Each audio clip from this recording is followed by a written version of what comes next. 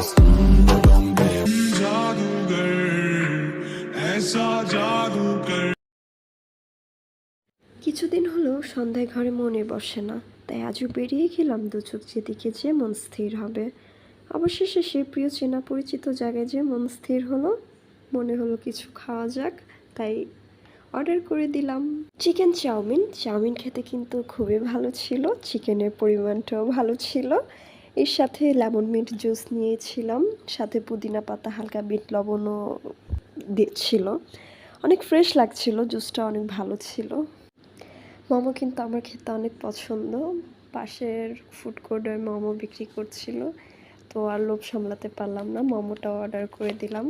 মোমোটা খেতে কিন্তু দারুণ ছিল, অসম্ভব। আমি বলতে গেলে মোমো লাভার, আমার কাছে মানে যত বলবো ততই কম। তো সবার শুরুতে যে ভাইয়াটাকে দেখেছিলেন, ওই ভাইয়াটার নাম সম্ভবত আর দিয়ে কিছু একটা হবে, আরে। তো আমি ভুলে গিয়েছি। তার থেকে বড় কথা হচ্ছে এখানে কিন্তু অনেকগুলো ফুড কোর্টের লাইন ছিল। ওনার দোকানেরটা অনেক ভালো খাবার। ওনার রান্নার স্টাইলটা সবাই একই রকম করলেও ওনার মতো হয় না। তো যাই হোক, আমি এসেছিলাম শ্যামলী পার্কের মাঠে।